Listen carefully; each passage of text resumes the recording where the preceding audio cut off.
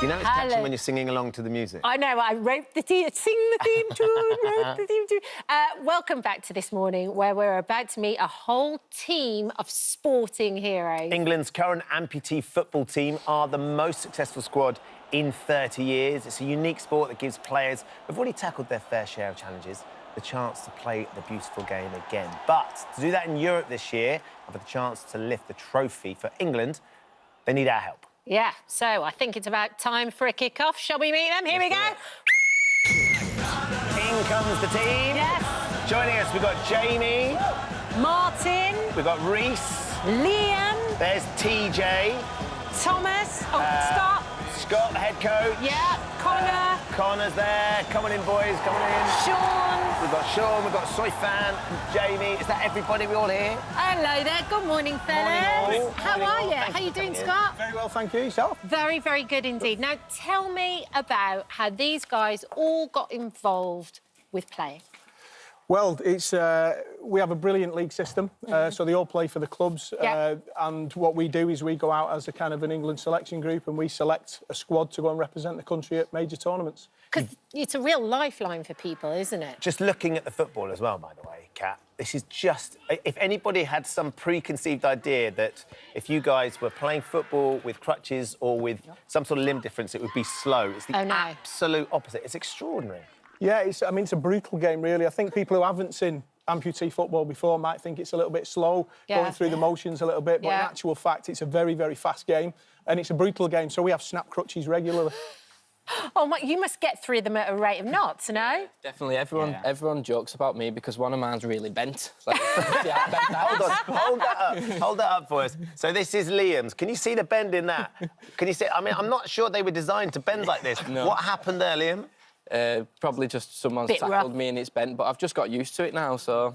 Was that during an international fixture or a domestic fixture? Yeah, it's just happened over a long time, loads of fixtures. OK. It wasn't a particularly gnarly tackle with a Frenchman or something like that? That would have been acceptable. Exactly. And Liam, how did you get involved with the team? So I found out about amputee football through social media. It was actually our friend Jamie Oakey who sent me a message. I didn't know nothing about the sport, didn't know nothing about amputee football, and then he sent me a message and said, why don't you come and try amputee football with us? And I did, and just not look back sort of thing. And what happened to you? How did you have I was in a road traffic accident when I was 20 years old, and unfortunately they just couldn't save my leg because it was so badly damaged. But like I said, opportunities like this, you know, I wouldn't have got before, so... It must be amazing, actually, to find a team like this. It must be a real lifeline for you. Yeah, definitely, and I think as much as we all love playing football and stuff, you know, it's very rare that we have all these deep conversations about, like, how are you feeling, how did you lose your leg, but there's just something really special about being around other amputees and stuff like that. Yeah. TJ, talk us through what happened to you, because you actually, before you lost your leg, you had trials for Southampton, you were sort of a budding young footballer, potentially looking to play professionally. Yeah, so about 2 weeks before I lost my leg, I had trials with both Portsmouth and Southampton. Then went to the local fairground with my mates, and then everything just changed that day. They tried saving my leg for about 10 days after the accident. What happened? So the safety bar on the roller coaster didn't come down on me, so I went round the ride once, and then I went round... As the ride stopped, I got out thinking that's the best option for me. But as I got out, the woodwork snapped, so I fell through the woodwork, and then the roller coaster went. My reaction was, I need to grab the ride, but I just didn't let go of the ride, and just went round, hit every single pole. My kneecap was in like 3,000 pieces, snapped my femur. So done a good job on it. You really did. Wow. But I had the doctors telling me they can save it, I can be back playing football again in like a year's time. And then I was just like, I don't think that's true. Right. So about 15, I decided to have it amputated in the hospital, and I've not looked back ever And since. actually, that's given you the lease of life. And similarly to Liam, I'd imagine, finding amputee football and finding this team and the opportunity to keep playing has been an extraordinary thing for you to be able to explore and enjoy. Exactly. So when I lost my leg, like, amputee football wasn't very publicised or pushed very well.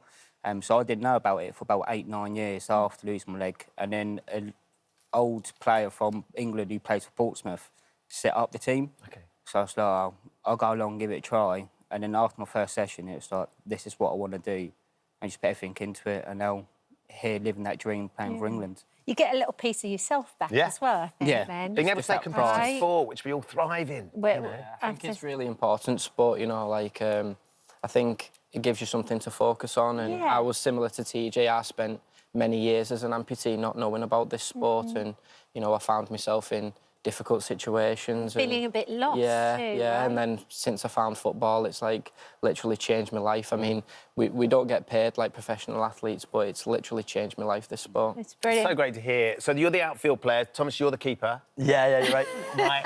So there is, but the irony being so that mischievous. but the keeper you can't play in goal if you've got two hands or two arms. Is that the thing? Yeah. So everyone else is like a lower leg deficiency, as they've all lost their legs, and I lost my arm. Well, I lost both, to be fair, but I was just born with it, so I didn't go through like all the trauma of like an accident or something like that, which I was quite lucky, I think.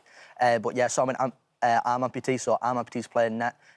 So it just obviously just use one hand. Normally keepers have both gloves on. Yeah. I've only got one glove on, so it kind of levels the playing field. Do you get them half price? Can you spin No, I don't quite get them half price, but I mean, the deal's a deal, the way it is. But actually, they always go for this side, don't they, when they're trying to score? The smart strikers will say, like, you know what, just put the ball to the side, doesn't have an arm, and that'll be the smart way about things. But I think it's got to a point where you learn that, and I think you've got to really, like, overcome it and, like, adapt through it, like, through training, and you've got to, like, go that side. And I think strikers now know that I can get to both sides anyway. I think if you look at professional goalkeepers as well, and I've played enough of these big games with some of those, like Dave Seaman always says, you learn to turn and use the opposite hand sometimes. Well, it's instinct, isn't it? Yeah, absolutely. Through training and stuff like that, I mean, it's become something that I'm very much used to. I mean, I'm more than happy for a ball to go that side, and I'll hopefully get after that. Yeah, too. But yeah, I mean, strikers are definitely good at aim for that side, but I think it's a bit of a mindset. Still can't get past. You've got to know about that. Yeah. Scott, look at this trophy, this extraordinary trophy. Yep. So this is a trophy that you guys won recently. Tell us what it is. So we went and played in the first ever Nations League competition back in June. We played against Turkey, who haven't been beat since 2014, and are world and European champions.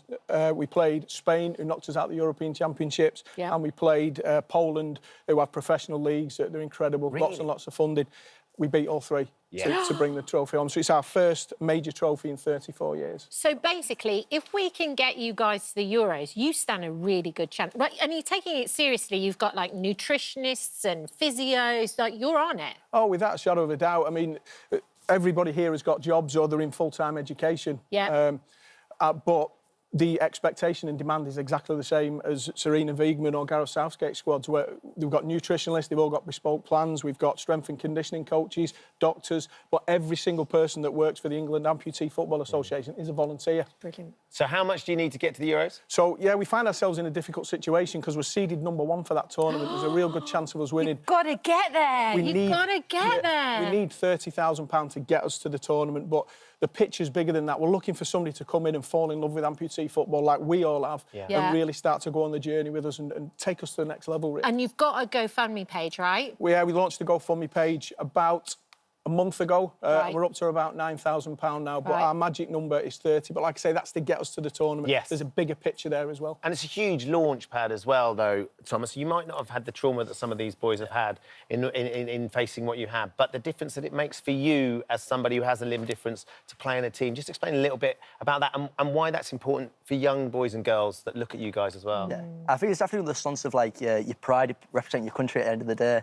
I think when I was growing up, I didn't really understand, like, through my, like, I wasn't able to play, like, mainstream football and stuff like that. But it's the fact that I'm now representing England at World Cups and major tournaments, and I mean, it's a sense of pride knowing the fact that there's many people in, like, worse situations than us guys that haven't quite achieved what we have.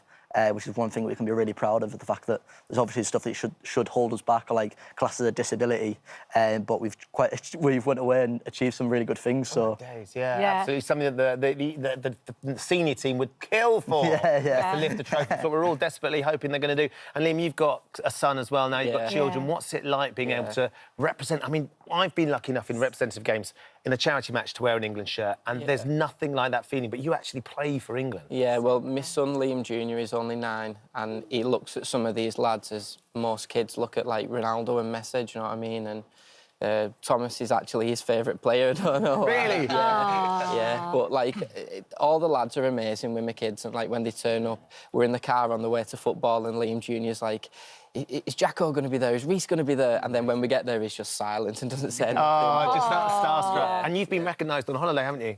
Me? Yeah, were you It was recognised? Thomas. Was who it got Thomas? You got recognised. recognised? Yeah. Yeah, that was class. I mean, for like the Class. exposure of this. I love it. Through like the exposure of like amputee football's getting so much bigger. There's so many eyes coming towards it, and like I never thought that like someone would recognise me or in like a foreign country. And then it came to a point where like people know who we are. And I mean, like we've all getting like all sorts of views on social media and stuff like that nowadays, and it's incredible. And I think the sky's the limit, really. And kids came up and asked for a photograph with you. Yeah, I was on holiday with my parents, and like they said like, "Oh, there's people want a photo with you," and I was like, "What's this?" I've seen you on YouTube, and I was like, "Whoa!" Like I've never experienced. You're an that before. influencer now. No, I'm not quite. I'm not quite. I'll leave that to the other people. But I mean, it's a surreal experience, and it's like I've only got like a little like bite-sized bit of it. But, Yeah. But I think it's such an important bit. there's still a massive way to go in England with amputee football, but if you look at what winning the Euros did for the women's Yes. game, Oh, I think we're in prime position to go and win this tournament. Do you know what I And mean? you So, can, just from chatting with Scott, you can do it. You need 30 grand to be able to do it. We're going to give you £1,000 as well. That's gone straight in. So that's on the way to... I think this is a movie waiting to happen too. Oh, yes. Don't you think? we was actually discussing that Netflix documentary before. That would be brilliant. Netflix, Absolutely. get on the phone right now. Silver screen that do Drive to Survive. Yeah. Or let's see if it's a movie. Escape You to can Victory. all decide who plays who. Who's going He played himself, gonna play... for sure. He's class, he played himself. He would. You've been talking about yourself in the third person as well, Thomas. I love it. Thank you so much for coming in. Thank you for coming. We'll Smashing keep an to eye on see that you. page, and Smashing. fingers crossed we get you there. But We'll like you get. say, Scott, it's bigger than that. And actually, it's not just about this tournament. It's about a broader, bigger launch pad for amputee football here in the UK. Yeah, absolutely. Amazing. Brilliant. Thank you Thanks for coming. No, Thank thanks for you. having Good stuff.